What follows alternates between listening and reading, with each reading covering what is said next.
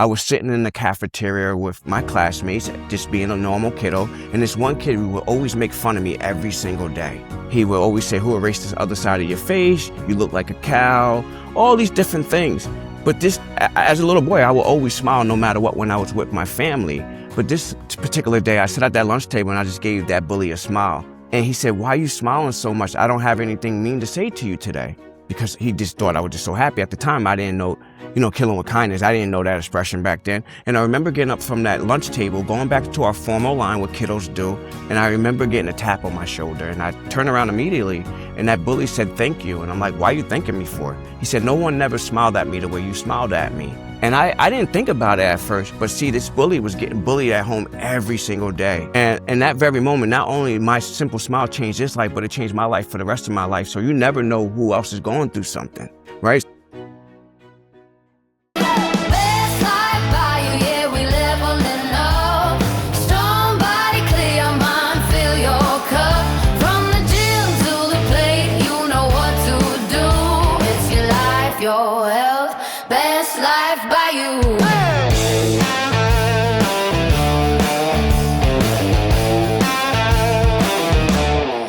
Welcome to Best Life by You, the podcast dedicated to helping you overcome challenges on nutrition, mindset, training, relationships, and well, all of the above. Today with us, we have a super awesome guest, somebody that I met at Orange Theory, I met in the fitness space, I've seen at coffee shops, and I knew that I needed to reach out to this man because of his amazing energy, his enthusiasm for life, his resilience. So we have no other than with us, James McLeod. So what's up, James? How are you doing today? What's your response? How are you doing today? I'm doing extraordinary. Thank you for asking. It's a pleasure and it's an honor to be on your podcast. I appreciate that. It goes a long way. Thank you. Yeah, thank you for having me. Oh, of course. And everybody listening, this man is so well-versed in everything. So not only is he fit, he is an author, speaker, founder of his nonprofit, which we'll talk about a little bit more. He's a DJ, trainer, and just so much more. So I want to dive right in, James, and really hear your story about what made you choose the path that you're on today and how you ended up where you are at this exact point. Yeah, that's a great question. I grew up with a skin condition called vitiligo, and I come from the older generation of the skin condition. Now there's kind of like differences. It's celebrated. People will look at me as a masterpiece of art, but I didn't grow up thinking I was going to be all these different things. I was shy. I had lack of confidence. People will always stare at me. They will ask me these questions about my face, constantly asked when I was a little boy. And for those who don't know what vitiligo is an autoimmune condition that causes loss of skin pigmentation. So it's not contagious. My smile is contagious. It don't hurt. It don't wipe off. It don't do none of those things. But these things that I thought was going to hold me back made me the person who I am today. It's really so inspiring to hear that, because a lot of people will choose one of two paths. They're going to grow, or they're going to stay miserable in where they are in that point. And I'm wondering for you in your journey, right? Did you have that turning point of something that happened when you were younger or whatnot, where you're like, I'm going to take charge of my life and I'm going to do everything I have passion for? That's a great question. Believe it or not, when I was a little boy, because I developed this condition at the age of 18 months old. And as I got older and when I was going to start like pre-K and first grade, my mom always told me I was wonderful. I was one of a kind. I was God's child. There was no one that looked like me. My mom never told me I was different. However, society told me I was different. So every time I would step out the doors, people would point, they would stare, they would say mean things, they would mock. And I think the first reaction for me was like, "Mom, are you telling me the truth?" Because the kids and even some adults would stop their car and literally say, "Ma'am, what happened to your face?" And I think my turning point was one transaction that really changed my life for the rest of my life. I was sitting in the cafeteria with my classmates, just being a normal kiddo. And this one kid would always make fun of me every single day. He would always say, "Who erased this other side of your face? You look like a cow," all these different things.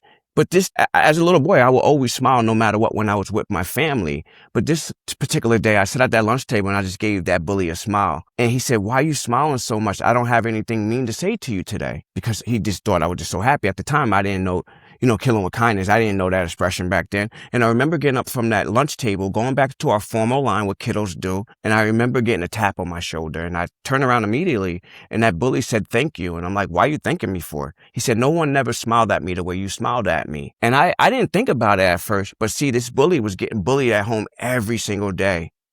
And in that very moment, not only my simple smile changed his life, but it changed my life for the rest of my life. So you never know who else is going through something, right? So I didn't believe him at first. So I went home and I was decided. And this time, instead of going home, putting my head under the pillow like I normally do, because I always felt isolated. I always felt like I was different. I didn't belong because people didn't understand my skin condition. And I decided to jump on my bike that day and keep the momentum going. So I decided to smile at random strangers, and hopefully smile back at me. And they did that. And every single day to this day, I count how many smiles I get for the day. Oh. Yeah, so that was like the first real transaction of like, wow, the power of a simple smile can go a long way. These little simple things. And I was like, wow. And that changed everything. I never looked back from then, even though my mom's beautiful words, but I had to come to my own terms. And I'm glad that she never really sheltered me or had this sorrow in her heart and be like, my son don't belong, so was just isolate him. No, my mom put me out there, and just by going to school every single day, going through the teasing, the mocking, it made me who I am today. And I think around the age of 6 or 7, that's when I started to have that turning point, because what kids would say to me, I would go into the mirror every single day as a little boy and say, I'm not a cow. I'm not a zebra. No one erased the other side of my face. Not even knowing this was affirmation at the time, and the power and that how you speak to yourself is everything, So I'm a firm believer of that, just how you see yourself is how you be yourself. And I was none of them things that them kids would tell me. And that was like the turning point of just being this young boy to a young man and being who I am with confidence and building myself up. Wow. Thank you for sharing all of that. And I know that you and I share I was bullied a lot growing up. I had a few physical bullies where like I had a kid in 3rd grade hold me up, punch me in the stomach. Wow. He and his friends all laughed. And then in 8th grade, I believe, this girl grabbed me in the back of my hair and dragged me around the gym. No teacher was around, and like everybody was laughing, and I was like holding onto my head as she was pulling me on the ground.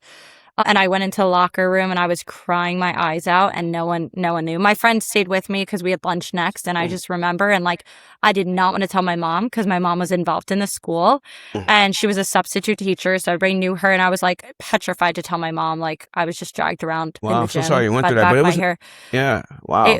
But the thing, and then when I did musicals, theater, I was told no. I was told I'm not good enough. I was told these things, but like my mom always, just like your mom, my mom instilled in me. She's like, Julia, if anybody says anything, they're jealous. She's like, you have so much talent and God's gift. Like it's jealousy. And my mom would tell me that. I'm like, no, Mom, they're not jealous of me. Like, look, I have braces, I have this. And she's like, Julia, they're jealous. And like every time my mom would say that, she's like, you are so beautiful. You're so talented. Like my mom would instill in me in that, instill that in me. And even to this day too, I think that helped with a lot of my confidence is hearing my mom share that. And when I was, I'll never forget this. I played Sandy in Grease in 11th grade.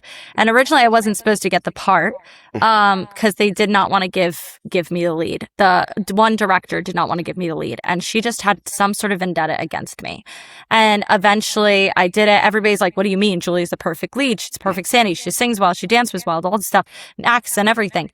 And we were in rehearsal. It was during dress rehearsal, and she had, the cast of 100 people sit down, and she's like, Julia, you got to stop smiling like that. You smile like a clown on stage. And that always stayed with me, of like saying that in to 11th grade is how old? 15 years old, 15-year-old girl. Or 16-year-old girl, you're saying that to in front of a crowd of 100 people. And like the amount of stuff that I've been told of hurtful things that like, I'm like, I would never ever want anybody to talk to somebody else like that. I would never think to say those mean things to somebody. Like I was never a mean girl growing up. There were a couple instances, I feel like influences with friends, things happen, but like that mean heart where I would tell you like you're ugly or that, I would never say that. And like even some of my own friends would say things about my body and like, wow, you're too skinny or you're too this. Like I would get that from my own friends as like a joke. And like later in life, I like looked back and I'm like, I would never ever want to talk to anybody like that or instill that. And I think it does really come down to the parenting and how you're raised, Right. because you feel bad in a way for the people who are bullied, but then it's like the bully has to be coming. There has to be something going on for kids. Right. So it's very interesting. And I know that you're a speaker, you've spoken at schools. So how do you go about encouraging kids to like stay? Well, one, what is the topic you typically talk about with them? And what inspires them in that? And how would you encourage somebody to like be kind to one another? Well, so I wrote the book, The Boy Behind the Face, for a reason. I wrote the book I wish I had when I was a kid. And it's one of those books that every single day when I looked in the mirror, I thought I saw a monster. And I knew this mission was bigger than me, but it was about me, but not about me. I wanted to help others see themselves. And when I started doing public speaking, I was just working with at-risk kids in the city. And I'm like, my message is more powerful and more broad than just going into working with at-risk kids and stuff like that. So a part of my story is based on identity and who I was and who I thought I was. And so when I wrote The Boy Behind the Face, it allowed me to get into the school system, especially elementary schools. And what I wanted to do is really help kids with self-esteem, doubts, confidence building, and introduce the kiddos to like inclusion and differences. So when I wrote this book, The Boy Behind the Face, it don't talk about vitiligo. It just talk about the boy who thought he seen a monster. And one day he was tired of being afraid and being sad. And he chased that monster away with 3 simple things: kindness, love, and bravery. And it's one of those things that a lot of times we don't see ourselves. We don't see what's beyond that mirror. So I use myself as an example. I have a gift, so I use my skin condition. So most of the time when I come into these rooms or these schools, kids see that I'm different. And I'm working with kids from K to all the way to 12. So the language changed. So when I'm working with K to 5, I'm introducing them to who have different hair color, who have different eyes, who have different talents, who likes different foods, certain things like that. And then I introduce myself to them like, hey, I'm different. But what's cool about me is that I have this cool looking pattern. And if I can't change their heart and their mind in that very moment, what I do, I tell them, hey, focus on me. Because there was a point in my life, I didn't like when people stare at me. Now I love when people stare at me. I love all the attention on me, right? And when you do, I want you to find your skin tone with their minds. And when you do, just know that we are all the same.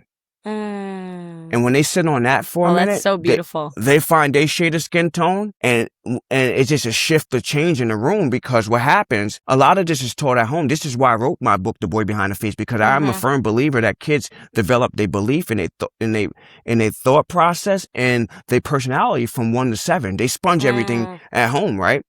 I was always raised to be a good person. I was always raised to be kind to others. Even though people treated me unfairly, I was never raised to be a bad person. However, my dad, he thought different of me. He thought I was going to be angry at the world because of all the frustration, all the teasing, all the pointing. So, when I approach the school and I speak this message, what I want them to get out of it, I want them to see themselves and I want them to see others. It's cool. It's okay to be different. But it's important to be kind. It's important to be kind because words can go a long way. Words can hurt you in so many different ways. However, if I didn't have that loving mom who instilled that message into me and telling me who I am and I'm no different than anyone else, she never told me I was different. However, society told me. So there was a moment in my life where I knew who I was before the world told me. Most of these kiddos don't know who they are. So my message is very important. So not a lot of schools, since after COVID, they enrolled. It always been existed. They have this program called SEL, which is social emotional learning. Yes. It's just a softer way of saying mental health because parents don't like that word, mental health. I know. So I used to be a teacher. So it's different themes. It's different themes. So I introduced my book, The Boy Behind the Face. And that's my biggest weapon in school because it's just a boy who, overcome things. So I do workshops. I do lesson plans with the book. It has a workshop in the back. Amazing. And then my second book I'll be including everything below anyway. So I'll get appreciate all that from yeah. you after. And my second book is My Daily Superpowers, which is an affirmation book. But I teach affirmation in the real time. How kids actually interact today, right? But now the book. So what I go in there and my biggest, I want the kids to take away, like practice loving yourself, practice seeing yourself, how you speak to yourself and everything. And I do go into these rooms, and it used to be like I want to change one kid's life, but I go into these rooms and I change everybody's life, from the kiddos to the PTAs, to the Mm-hmm. faculties, to the parents in there, and the principal, the superintendents, because they wish they had that as well. As adults, we think we know it all. This is why I started the book at a child development age, but the book is geared towards for a 7-year-old to a 107-year-old. That's how powerful the book is. It's a simple message. It's super digestible. But that's what the kids really take away. Like, they see themselves, they love themselves. There's kids, I do Q&As, kids is opening up with which psychiatrists or social workers in the school can't get out of them. Kids is moving from place to place, time at a time, and have to reinvent themselves or have to reintroduce themselves, or they come from different background, different culture. But I'm able to go into these rooms and be able to let them kids know that you're not alone. It's okay, you know?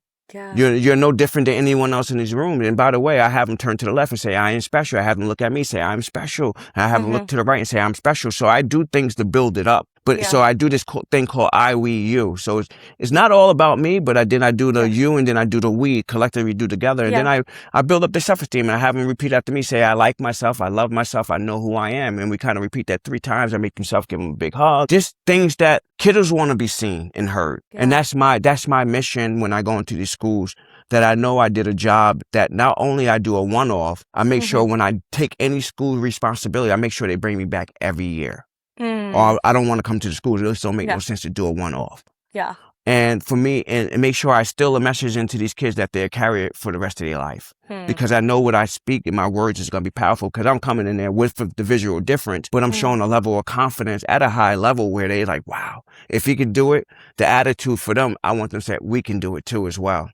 And there's so much power in one person, and they need to know that, you know. The energy is everything. And I think that intertwines with like the other paths you have chosen. So it sounds to me, and what I'm hearing and what we previously spoke about prior to filming, is your passion to help people live a healthy, vibrant life and love themselves and explore that. And it really does tie in when you're saying, oh yeah, I'm a DJ, I'm a trainer. So walk me through like what that path looks like, of what inspired you to go down the path of being a DJ and being a personal trainer. Like, what is that why, that driving why for those paths? So I never thought I was going to be a trainer, but I knew I was always going to be a DJ. My dad was a musician. I started to DJ when I was 11. My dad made records, and so that was the way that I actually introduced my differences to the world, because I nicknamed myself DJ Half. And my slogan was half man, half amazing. So it was like one of those things. So I was so talented at DJ at such an early age, really got good like at the age of 13, even though I started at 11. So kids was like, no, that's DJ Half. So I would do all like the teen parties, the rec center parties, the high school parties, and everything else with that. So that's why I never got rid of it. That's why I still do DJing to this day. And I tired it in a way because it's still impact for me, right? It put me in front of rooms. I had to make people dance. I had to make people feel good about who they are and express. So when I was behind the decks, it was like me and all eyes on me. And it was like, wow, if he can express himself through music and it's so universal, people was like, wow, we can express ourselves as well. So it gave self-image. It gave body positivity. It gave all these things at a high level. It just was presence, like energy, right? Vibration. So when people see me moving and grooving, they're like, whoa. So that's like my first introduction. Instead of like, it was a way for me to, because I wore a mask, not a physical mask, like changing identities, not knowing who I was. So I was like, wow. When I got into DJing and music, it was like, wow, that's DJ Half. They didn't say what happened to your face. So it just transitioned to that. And that's how I got involved with music. And that's a little part of my story with music. Fitness came in my life later on in my life. You know, I made some poor choices that I'm not proud of. You know, I spent 2 years in juvie. I was a high school dropout. And then I spent 60 months in federal prison. A lot of people don't know that. But, you know, and then first time I'm actually saying it here, and then I spent 18 months in the county jail fighting my case. So almost 8 years doing that. But I lived a very destructive lifestyle. You know, I always say I went from selling dope to giving hope. And it's one of those things that prisons changed my life, because I was out of shape. I was drinking. I was partying all the time. And I couldn't even look myself in the mirror. And if I looked myself in the mirror, I didn't know that person who I was. So when I got to federal prison, I started to get in shape. They was offering all these certifications. Back in 2009, there was ISA, International Sports Science. The government was actually offering it to federal inmates. Wow. And where I was at in Lewisburg, there was a ghost gym there. Yeah. And I met some of the best people in my life in there. And I met this one guy named Rick Harsh, who is my best friend to this day, which is actually my mentor. And we just he was self-surrender. He came in and he sat next to me, and then we just became best buds. We had the same birthday. We had a lot of, a lot of relatable things, and we worked out every single day. And I got in the best shape of my life in federal prison, and that changed my life for the rest of my life. But that transformation from living that destructive lifestyle, that's what I wanted to do when I got out of prison. So that's where the fitness came into, because I was a decent, healthy person, but once I got evolve into the streets, I became very destructive, and it really caught up to me. When I got into prison, it changed my life because I worked out every single day. I got into sports. I got into running. I met some incredible people that I started to train with there. And then I didn't get the ISA in federal prison, but when I got home, I actually ended up taking the test and I passed. Yeah. And I didn't pursue fitness. I came home around 2012, and my first job at the age of 29 was at Panera Bread. So I went from living this lifestyle of making a lot of money, and not to glorify it, but it's one of those things that God gave me the glory to do these other things in my life now. And I got to Panera Bread, where that changed my life too, because I've always been a good person. And when I got there, I was really good with people. So people was like, why are you even working here? You should be at a 5-star restaurant, hotel. So people were literally coming to Panera Bread and prospect me and offer me these different jobs. But at the time, I wasn't as open to saying, hey, I just came home from prison. I would make up this story and say, hey, I just came back up from the city. I'm just helping my mom out. She lost her job, blah, blah, blah. But people was offering me financial jobs, sales jobs. They're like, wow, like, who are you? They would leave surveys. I don't know. You lucky to have this guy, blah, blah, blah. Yeah. So I seen there was potential in there. And then I stayed at Panera Bread for about 14 months. I took another job on for about 4.5 years. That developed my character and my skills. And that allowed me to work 4 days and 3 days off. So I got involved with DJing again. I got all my resources back. And then with the 3 days off, I got into the training space around 2014, 15. Okay. I got released from prison in 2012, and then I got my feet wet. So I applied to a few gyms like Equinox, and I didn't know this corporate world then. Never came from corporate, I didn't, and I applied from like New York Sports Club, and then I didn't get hired at Equinox. They were looking for higher education at the time. And then the New York Sports Club, I didn't get hired there. Then I took a different route. I found this private gym. It's called Personal Trainer Gym in Rye. Okay. So it was a small gym. I met the guy, the owner. He was a private owner. And at the time, this was a franchise through Subway. Nobody really knew. So when Subway first came out, they had this healthy thing with healthy sandwich, healthy lifestyle. But these gyms, so it was a Subway attached to a gym, but they was all existing in Long Island at the time. Okay. So this was like rare to have this. So this guy who actually owned this gym, he was a private investigator, and he was like, he had someone prospect me, and there was other like consultants there, and he opened up this gym because he's like, you know what? I can open up a restaurant. I can go to healthy restaurant. So we opened up that gym. So I worked there, and I worked with some fitness consultants that he actually hired. Ari was already good with people. So there was no clientele there. You had to go out in the community and prospect. So when I would actually go prospect in Rybrook and Rye, everybody thought I came from Soul Cycle, and there was like a concept like Barry's Boot Camp at the time. It was called Rip Fitness.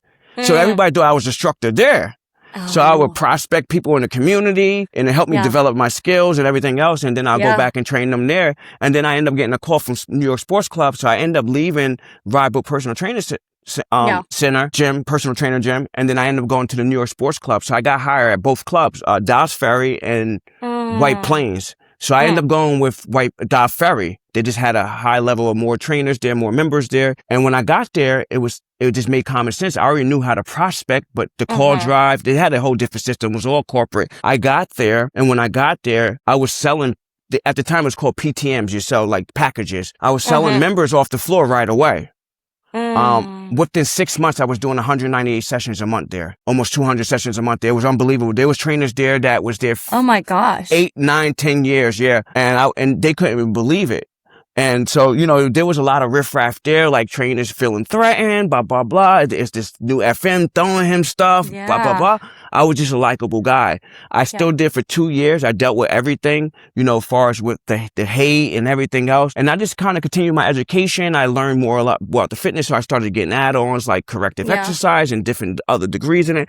And then I decided to take a leap. I decided to open up my own gym, but I didn't know where. So when I left the sports club, I took most of my clients with me, and I found this small gym in Dobbs Ferry. So at the time, I was just doing subletting. Okay. At this gym space, and I got into, and then I was going to take over a gym, but that never fell through because I wrote my first book in that process. And when I wrote my first book, I did my first presentation that trying to change my life, and I never looked back after that. But I still train clients to this day, so I just sublet throughout Westchester at different gyms.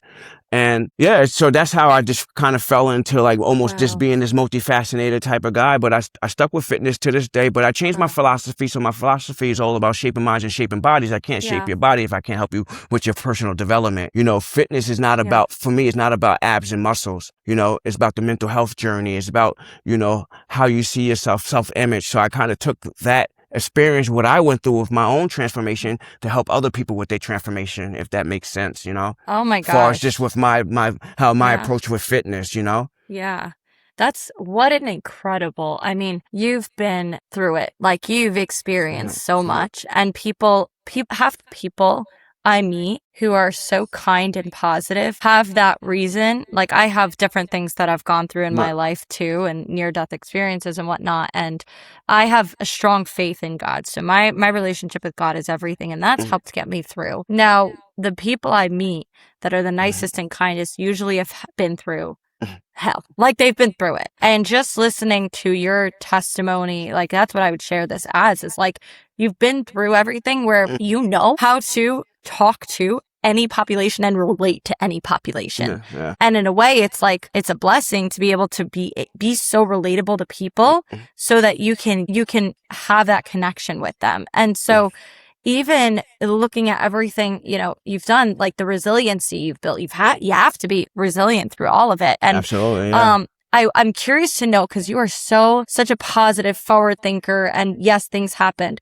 Was there ever a moment that you went through where you felt like you just wanted to give up? Well, you know, it's funny to say that. I think there was never no moments. I think there was doubt, right? So the moment you stop the doubt, because I've always been relentless, I've always been resilient, I always had this grit, just from just being different, right? So I navigated that. So this was like, so the moment when I got released from federal prison, right, this doubt started to come in. Like, I'm a convicted felon, I'm a high school dropout, I have no skills or trades. Who's going to take the chance on me?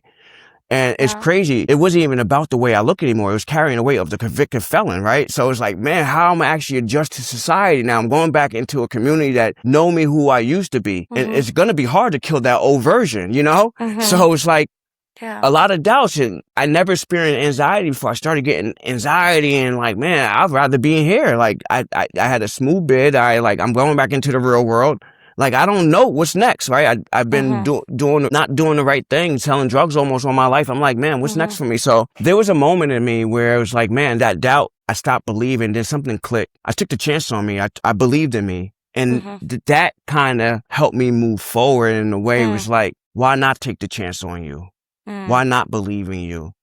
And I think that was that moment where that doubt only lasted about, I would say, about a half an hour.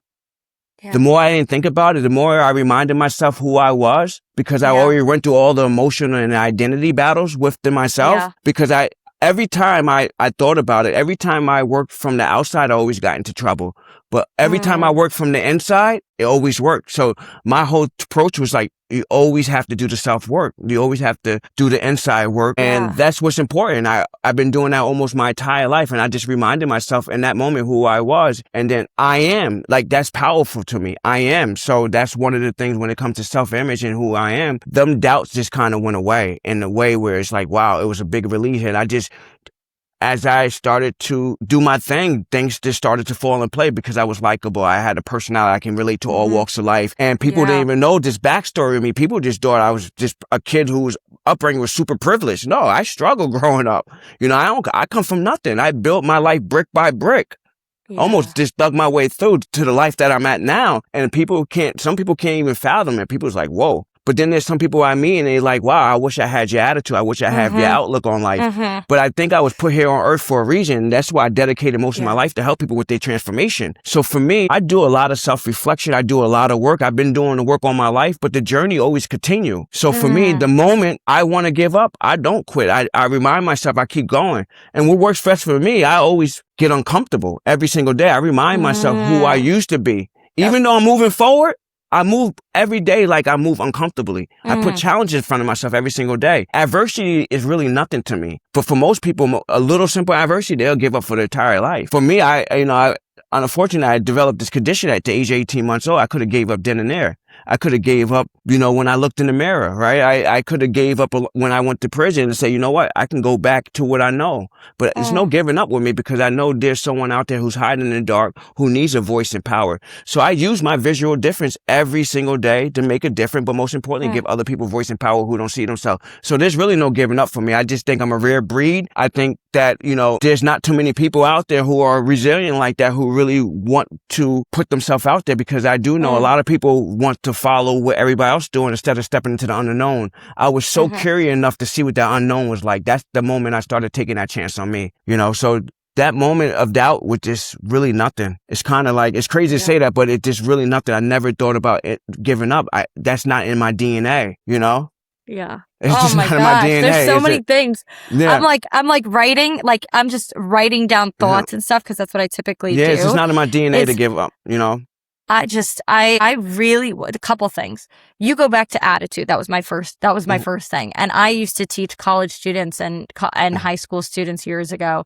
And I had told them, when hiring, I always look for the people with the best attitude over the people with the best skills, because you can teach skills, you can't teach attitude. Right. So I've always said that for people hiring. Like, I remember there was this one girl I had, and she came into the interview happy as can be, positive, hard worker, determined, but she had no other job experience, nothing. And she's like, I'm willing to learn. I will do better. I will do whatever it takes. And I was like, I'm gonna hire this girl over the person who has all the job experience that is like, no, there's no energy, enthusiasm. And I mean, it takes a balanced team, but this one girl just stood out to me, and I was like, your attitude is amazing. Like, your energy is amazing. And yours too, James. I appreciate it's that. incredible. Thank you. I appreciate that. Thank you. Well, I mean, even coming into when I see you at Orange Theory, and really, what another thing that I do want to touch on is the fact that you are using your difference and how you're different in a good way, because there are many people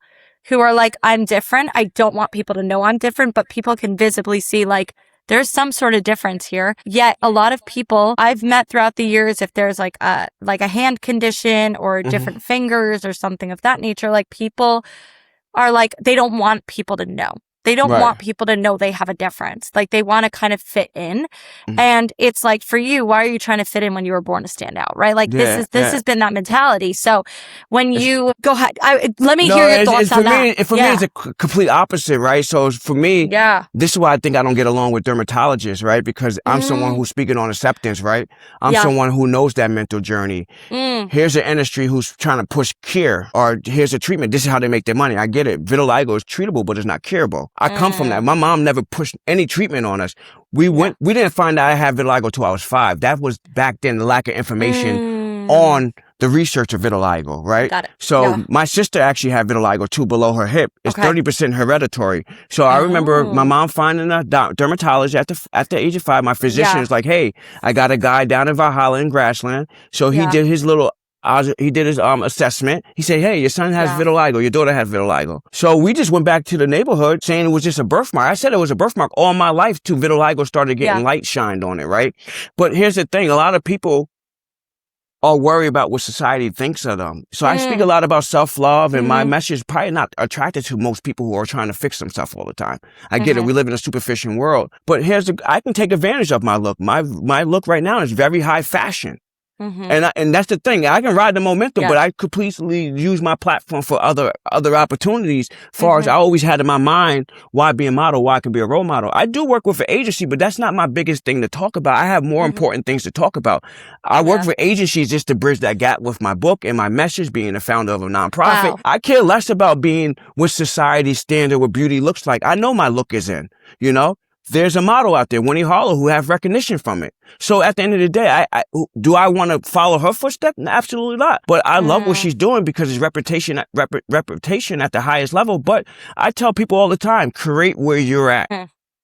Do what you are meant to created to do, right? So I could have followed that footstep and probably did well in that industry. I do it here and there, but that's not my main thing. My main thing is to help others see themselves. For the people who are hiding in the dark. every single day. And there's 70 million people who are living with this condition worldwide. Here in the United States, there's 3 to 6 million people here in the United States alone. But where are they? That's what I'm like, where are they? Social media introduced a few people, and there's some people who are bold, but 85% of that population are either looking for a treatment or they're trying to all of a sudden high fashion say, hey, you it now because you're different, you're unique. They are trying to pursue modeling, but a lot of the times they are looking for that instant gratification. They're looking for that self-validation. But the truth is, when they go home and look in that mirror, they feel like they're a public failure. They hate what they see in the mirror. And that's just the truth. And I know that for a fact because I can read people really well. I've been living with this. I come from the older generation of this. My skin has transitioned over the course of the years. When I was a little boy, my skin was predominant white on one side. So as I got older, just a high quality lifestyle, my skin started to regulate in a way where it started to repigment. My left side of my face was completely white. As I got older, it started to fill in a little bit more. So I do know I can be like, hey, this is me. You know, here's before and after. Let me give you 5 steps to, you know, I'm not here to monetize off anyone. The whole thing, I want to tell people the truth. And the truth is, how you see yourself is how you be yourself. Self-love is everything. It starts with you. You know, I had to, you know, the thing is, I didn't wait till the world to accept me. I accept myself first. And that's the thing. And that's how I'm able to actually move with confidence at this high level. I know who I am no matter what people tell me who I am. And that's why I want to help others with their journey of how they see themselves. So for me, when I decided to talk about this, I say, you know what? It's bigger than vitiligo. Vitiligo never defined who I am. Most people might look at me as a disadvantage, but no, I took advantage of it. So to go back to what you're saying, I'm never hiding this. I can go like this and be like everyone else, but I know this is not my greatest gift. My greatest gift is how I see myself every single day, my outlook, my attitude on life. You know? It's so, it's just so powerful. I'm like, preach. And but I think that one big, like something big to harp on here is a lot of people, I've coached hundreds of people throughout all ages, probably up until like 70. 70's been my latest client. And throughout coaching all these people, a lot of people believe they get from society that, I'm 45, like I'm stuck in this. I'm like, I have kids, I have family. I'm like stuck where I'm at right now. I can't really do anything. And they accept where they're at. And something of your journey, of your testament, I believe you said it was 29 when you started Panera? When I got released from federal prison, that was my first job ever. So the first job. So at the age 29, besides DJing as a little boy, but yeah. That's what I mean. People assume they have to have everything figured out right now. And I know me, I'm an overachiever. I've had 4 career switches. I'll be 31 this year. I've had 4 career switches already. And now I'm locked into my business. My business is definitely what I needed to be doing full time. But I didn't have the conventional path to get there. I had to work other jobs to make money to do that. And I'm happy with my business. Who knows? In 10 years' time, I could be having another business. Like, I'm that open mindset of like, there's so many different things that could change. And why not? Like, I wrote a book as well. I released it 2 years ago. And so that's what, I love having such like very successful people that we talk to share their story because when it comes to success, there's always a why. So I do want to pivot a little bit more to like, what does success mean to you at this moment? What is it? Is it financial freedom? Is it, your lifestyle? Is it having the freedom to do whatever you want throughout the day? So what does success mean to you? Well, that's a great question. Success mean to me, most people would think success is money, but for me, it always has been success is who you become and who you were created to be. And it's always about success for me is impact, growth, and this success is just helping others in ways where at a highest level, because for my first book, right, I did it self-published. To this day, I sold 275,000+ copies. So out of my trunk and then negotiating with schools, right? So I did one thing one time and that was my, I did really well, right? I could have stopped everything, right? And said, you know what? I'm just going to ride the momentum off that and just do speaking and chill. No. Success for me is really just dedicating most of my life to help people with their transformation and help them see themselves. And it's like, for me, it's like, it's an everyday grind for me, no matter what. Like, I want to help others see themselves, tap into different departments, because I know what it's like. Because I got my first break at the age of 29, right? I went to my first job, but my first job wasn't my first interview. I went to ShopRite, low entry level job, ShopRite, Walmart, rejected. I could have gave up those moments, right? So it's just like one of those things, like, it's a blessing to be able to do this at the highest level, but go through all these learning experience, not, going off the wrong path, but finding a path. Cause nobody hold my hand and say, hey, this is what you should become. I didn't have nobody demonstrating in my neighborhood. My father was in and out of my life. I had a stepfather who was like there, but didn't want to like take the step up for the challenge and say, hey, you should be doing this. So for me, success is just really just growth, helping people see themselves. I love that. And just using my platform to, help others.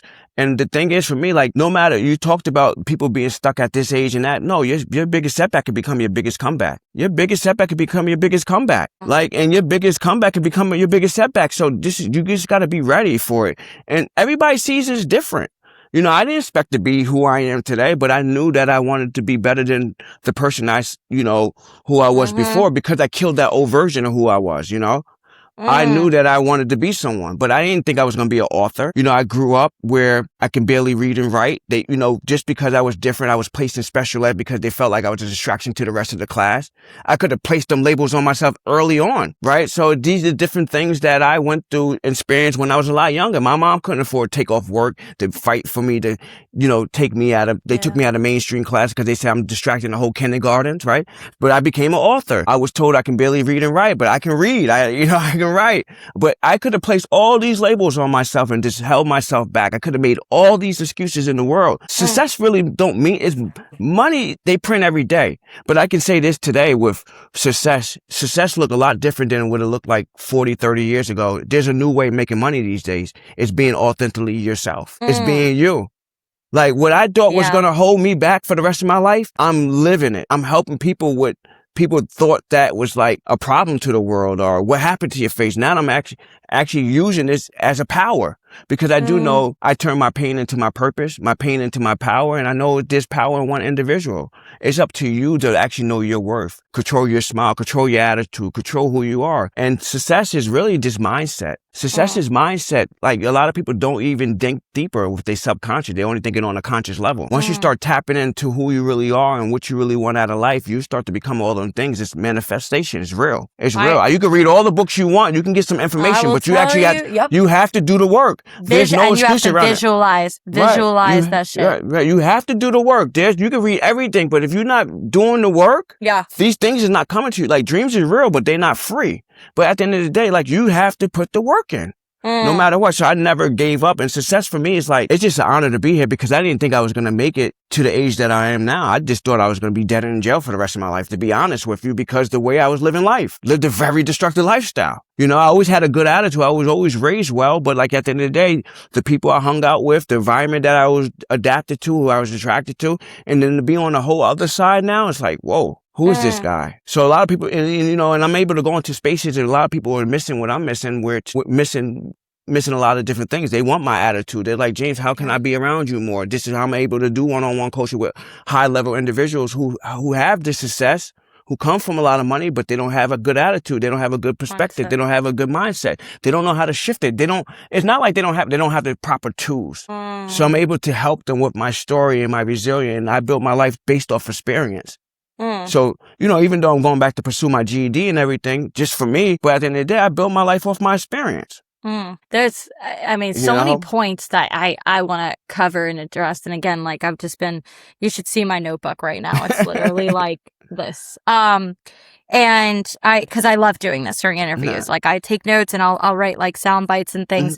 And you talk a lot about labels and, the labels defining you and your story and growing up and, and we talk about environment, and I talk about that in my book too, which was self-published, my first book. I'm working on another book now, but, nice. And it won't be out for a couple more years, but, I was going to say with really when it comes to those labels, right? A lot of people will automatically put them on you and you start to believe them. And yes, the power of self-talk is so important. Is that what you would recommend to somebody who is trying to unlabel themselves? Say somebody came from an environment, a toxic environment, or grew up around, like you said, environment, because you are the most like the 5 people you surround yourself with and spend the most time with. So you want to choose that. Sometimes people don't have a choice of their family and how they grow up. So listen to podcasts, like maybe it's listening to inspirational people on your own to feed this. But that label that really comes about, because again, you grew up with a mom who's so supportive. I grew up with a mom who's very supportive and was very kind. And I also have worked with clients who have had parents who are not. And they told them like, you're fat, you have issues, and they would verbalize that to me. And I'm like, oh my gosh, I would never expect a parent to say that. But a lot of cultures grew up that way. So how do you break down or encourage somebody to delabel themselves? So they actually have to tap into something. These individuals who want to delabel themselves, they have to face it head on. A lot of people don't want to face it head on. It's either power through prayer, tapping into the universe, an energy source, God, meditation, self-reflecting, journaling, affirmation. Everybody's got different thresholds, the level of what they're dealing with when it becomes delabeling yourself. Some people can just go work with someone one-on-one or a psychiatrist or a counselor or a therapist and do a couple of sessions, and then that can set them free. But a lot of people just don't know how to forgive and forget and give grace. A lot of people are holding themselves accountable and carrying the weight of others' words and how powerful they are.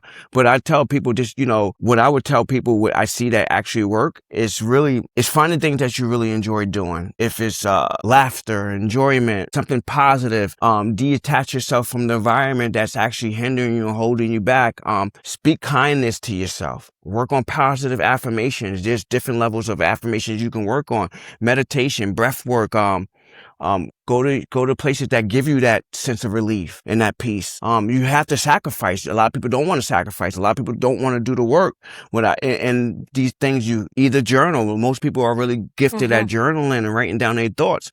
Or people have a diary. A diary is cool, but you are collecting your thoughts in a diary. I would just really reframe that in a way where you're actually writing positive things, how you want to see yourself. Like start with maybe 2 or 3, and then work your way up. Start speaking to yourself kindly in the mirror. Do sticky notes. Like, we think time is changing now, and I think social media is getting the best of individuals of comparison and everything else. So that don't help. That don't help either as well too, because they're getting advice from influencers who are looking for validation within themselves as well, right? So there's a catch-22 with that. So I tell people, man, get offline and lock in and do the work. Do the real work. Find people who are really wants to help you, recreate a new version of you. And that's how you're going to be able to delabel yourself. I think a lot of people struggle on that because they are looking at the wrong people to help them. You got to get the right people in your life. Do your research, do your homework, but it starts with you. When it comes to everything, it really starts with you. It really starts with you. For me, it was just because I developed a condition. I started in the mirror. I started with my mom's affirmation. It was just a reminder. And going back to what you're saying, people do have some parents who don't know how to instill confidence or self-esteem into their children. Or a lot of times they just put them on antidepressant and anxiety pills. That's the real thing at 7 or 8 years old, right? So that's how they only see themselves. So sometimes there's no helping no one, to be honest. So some people just don't want help. They find other things to blur it out. Alcohol, abusing drugs or whatever it may be. So sometimes it's never too late though. It's never too late. Those journeys are going to always last forever too, because you're going to still continue to need the help. You're going to have to always tap in. For me, I'm always learning new things. I'm always doing the work. I'm always reading personal development stuff, self-help books. It's always a journey. There's no like saying, hey, I'm not different. Hey, I don't struggle in different departments. I'm always trying to prove myself every single day. Because as human, we always have emotions. We always have feelings. We always have action. We always have these impulse. And that's what mental health really is. Mental health is not a bad thing. I mean, I wore mental health on my face my entire life. Will I be upset at everybody who stares at me? Will I be upset at everybody who is curious what happened to my face? Because there's some people still in this world who don't know what vitiligo is, or some people mistake it as a burn, or are you okay, right? So the mental shift have to be there. You have to do the self-work. So I'm always improving myself. I'm always working on myself. I might run into an interaction where a parent might not know, but the kiddos actually, I can feel it. Kiddos like, man, mom, what's going on? The parents so embarrassed because they don't talk about this at home, that you're going to go out into the world and you're going to see someone who looks different than you. So the parents like, I'm so sorry, sir. I'm like, there's nothing to be sorry about. Yeah. And then I just introduce the kiddo to what's different about me and blah, blah, blah. And sometimes if they don't get it, I just say, this is vanilla. This is, this is chocolate, right? So just to kind of give a comparison, understand it. But no, I'm just different than you. And then I kind of find something that's different about them and point it out and say, hey, we have similarities. And then the parents say, oh, thank you. But now the parent got to go home and re-educate the kid that you might run into someone else who might not be accepted as me. They might be pissed off, what I'm saying? So these are the things that I actually enjoy teaching on the go. And every day is a teachable moment for me. So every day, that's why I'm saying you have to do the work every day, no matter who you are. And a lot of people are not built to do the work. I think pain changes people, but a lot of people don't want change. A lot of people rather just exit out and take the easy way out. Stay sick. And that's, we see that in the fitness world, I'm sure, of people don't want to put, or they'll give up too soon of like, oh, my body's not changing fast enough. Time to get on Zepbound. Time to get on Ozempic, whatever. That's the new thing now. That's the new thing now. And before it used to be body shame, but now people have found a way of just doing Ozempic and don't want to talk about it no more. And that's a problem now. So I remember the plus size models, everybody talking about, body shame and all this. But now that came out, nobody's talking about anything now because it just shows you all along, everybody was looking for an excuse or escape out. So now I'm losing all this weight. Now I don't care what the other people, what they say about others. That's why I know that I'm in the right space because I could have quit a long time ago. This space that I am, it don't attract a lot of people. And the people who was trying to be in this space, they quit already. So I could have made an excuse to say, you know what? This ain't for me. Nobody want to talk about, identity, self-love, inclusion. That sounds like that's not attractive. That's not what everybody else doing. I don't want to do what everybody else doing.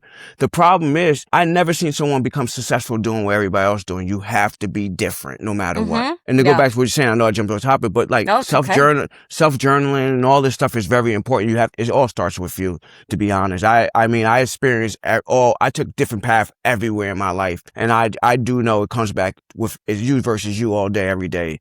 It starts with you, no matter what. It's like, you got to really want it. And and the problem is everybody have that capability inside them. It's just these excuses we make here. And it's the feeling. And a lot of people, I've seen it around I've seen it in my circle of people feeling it's the comparison factor. People feeling like they're not good enough. They don't look good enough. They don't do this. And I'm like, it is hard to sometimes break through to people. It's like, you have to want it. I can't want it more than you want it. And I've seen that happen often of people being like, oh, I can't do this or whatever. Like, I don't have the energy to do it. And a lot of it comes down to excuses. And I'm not an excuse person. I'm the last, but you're not an excuse person. I can tell you that right now, just knowing you. But it won't. Like, I will find a way to make something work and do it, even if I'm working 15 hours today or something like that. So we're talking about work. Let me touch on the journal and then I'll address the next point. But the journal thing, I journal almost every night.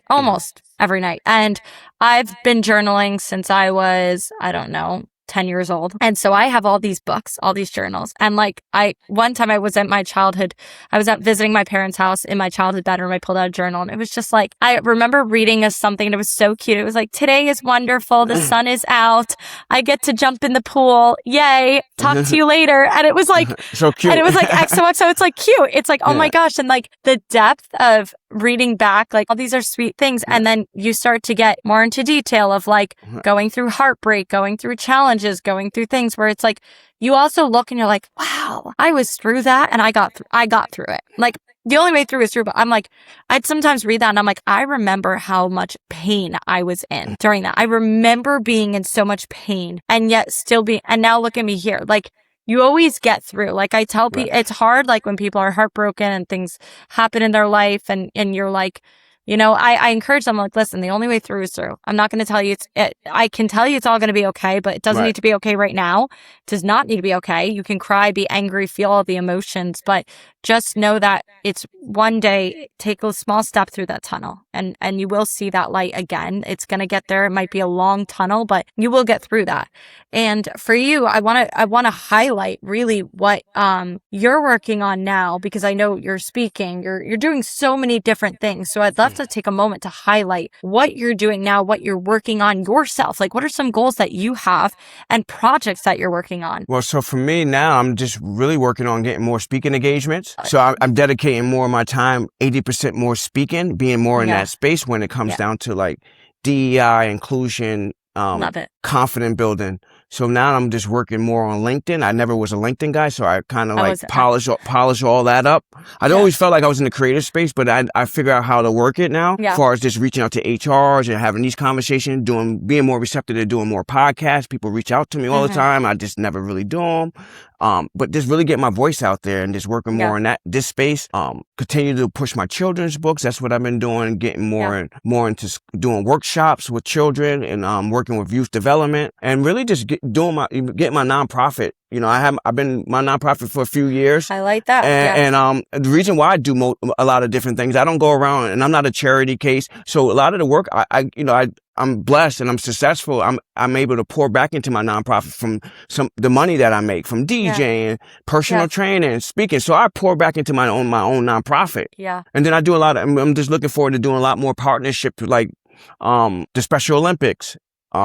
Big Bully, like I'm connecting my brand and my nonprofit with bigger organizations now. The face.org and working with kids with deformities and stuff like that, and getting to more of these spaces and giving a message of hope and love and inclusive, and because I'm not selective with it. I could be selective. I'm not selective with it. I feel everybody's included, because I go back to that little boy. I wish what I had. I wish people understood what I had instead of asking me what happened, you know? So I want to help others with their breakthrough and their transformation. So that's all next for me. And for me, I work with a model talent agency. So I got a couple of films that I'm coming up, small B-roll. So cool. I'm actually shooting out to DC the 23rd and the 25th. One is a 10-hour shoot, and then the 25th is going to be 2-hour shoot. So with DJing, I just don't DJ nightclubs. So my DJing business is more like upscale events, rooftop, private events. So I don't really drain myself. When I got back into DJing, I told myself, I can't live both worlds, being a trainer, being a DJ. Don't coexist. But I managed to make it work. So now what I do, I just do brand events. I do day parties, events from like 7 to 11, nothing too late, no later than like 1 o'clock. That way I can still kind of get my full 8 hours of sleep and still live this healthy lifestyle. Yeah. And it's all work balance. So for me, that's what's really next, is just really reposition and my brand. Because I was formerly going by that Vitiligo guy, and now I go by I am James McLeod, because there's more to my story than just being that vitiligo guy, right? So that put me in the box for a long time. It worked while it lasts. That's why now I'm going with my government, James McLeod, or I am James McLeod, because there's movement behind what I do. And I think about my legacy. How do I want to be remembered? I want to be remembered as James McLeod. Vitiligo has its own recognition within itself. Exactly. And I felt like it was hindering me, because only time brands will reach out to me was for awareness. And I'm more than awareness. I had this personality people don't understand that I have till they actually get to know me, or you know what I'm saying, or till they say, oh wow, that's James, he's cool. So it's just like, and now brands like, wow, I can work with this guy. Before brands was like, how can we work with this guy? Is he just a cause? So it's just it's pretty cool to be in these spaces. But I do a lot of collaborative events, like with Lululemon. I'm working on a collaborative event right now with Aloe, a couple of events with DJing and mixing that with like wellness and, fitness in some kind of capacity. That's what I've been doing really well with Lululemon, with they walk run events all over. Just trying to tap more into the corporate side of things when it comes to music. How can I would say, I don't talk about making play, but elevating and curating the vibe, the energy when it comes to them type of spaces. So that's pretty much next to me, for me. And that's it. Just really continue to knock down doors and move mountains, That's it. Yeah. Listen, like I said, I'm going to be having your stuff listed below. So I have one more question for you that I ask every guest. And so I know you kind of touched on this already, but just to wrap this mindset and everything you've done up, what does living your best life look like to you? Moving with purpose, being intentional. Every single day, one of those things, you don't have to do too much to be living with purpose. You don't have to be successful to living with purpose. Just showing up exactly as who you are every single day and being true to who you are. That's what it looks like to me, to be honest, And we all can live that way, because we are created to be someone. But I think a lot of times people are stuck. I'm broken. No, you're becoming. Give yourself that chance to become, to see where it actually take you. Because I could have gave up a long time ago. So for me, success and to go back to what you're saying, it's just being everything I was meant to be. And I'm here, living in present, living that. I don't have to be successful to live in my purpose, just being a good person, being kind. That's just who I am, and that's what I consider. That's how I'm living my life for the rest of my life. And especially, I'm in such awe, and it's also good. It's inspiring to me because, again, I'm 30 years old.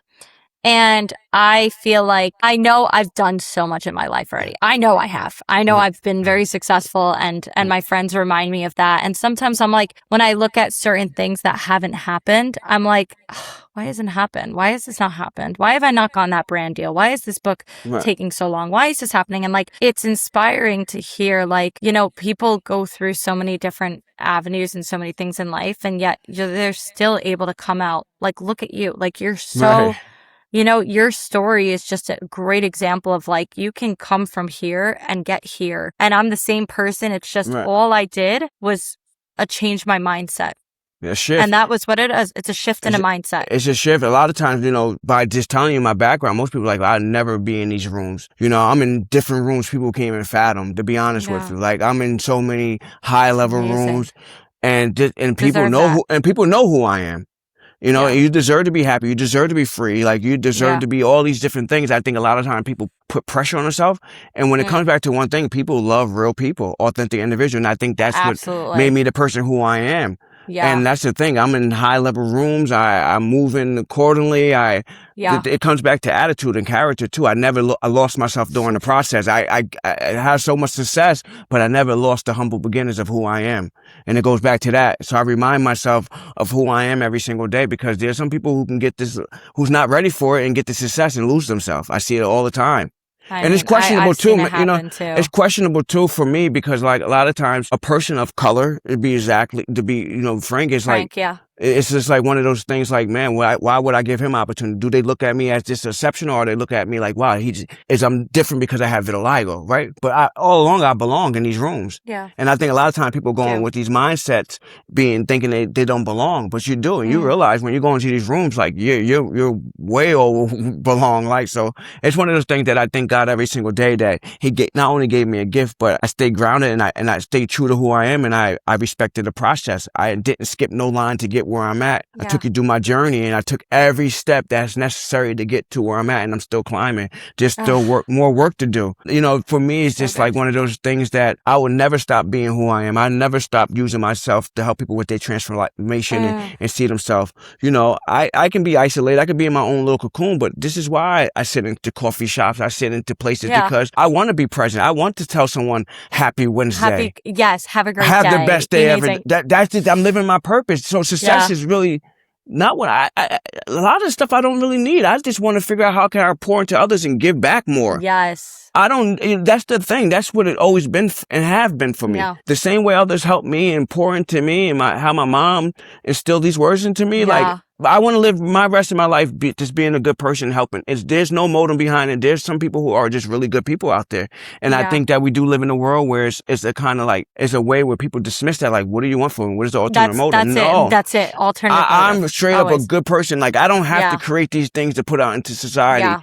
I'm comfortable in life. I can exit out if I want to, but the thing is, I don't want to exit out. Yeah. I want to continue to be who I am. I continue to want to put myself out there. And sometimes for me, it's just like, do I step back? Because I know that my life is evolving, and there's going to be a moment in my life where I never want to stop being an asset to people. I always want to be an asset to people. Meaning that I want to be available in a way where I don't get too big, where people don't have access to me. I want to be someone who people have access to me. So it don't matter where I get at in my life. I'm always going to be James McLeod, no matter what. So that's what success really looks like to me. Just helping people, being kind, showing up exactly as who you are. And my purpose, I found it, and it was the moment that the day I was born, like with this condition, and I found it. And that's the thing. When you stop looking for it, you'll never find it. That's why you got to just keep going. And I found it. Like I said, my biggest setback became my biggest comeback, and it comes back into full circle. Like, I'm able to help others see themselves, which I didn't see myself growing up. Right. So I'm able to help massive a community of like, hey, this is me, and I'm always going to accept myself exactly as who I am. So that's a beautiful thing to do that. Wow. To be take action on that and lead by example. Wow. Well, thank you. Thank you so much for thank you taking for having the me. I appreciate it. time Thank to you. be here. This was an incredible conversation, Yeah. and I really, really appreciate you taking the time today. And for everyone listening, I know this was an amazing episode, so make sure you guys like, subscribe, all of the above. I will be including all James information below, his books that you guys can order. Go follow him on all the social media platforms. And everybody, keep living your best life. I'll see you next week. Thank you so much for listening to the Best Life by You podcast with yours truly. I hope you go ahead and subscribe on YouTube, Spotify, and Apple Podcasts and stay up to date with all the latest information. You can also follow me on Instagram at Julia_BestLifeByYou for more humor, podcast information, and all the above. I hope to see you soon, and let's continue to keep living your best life.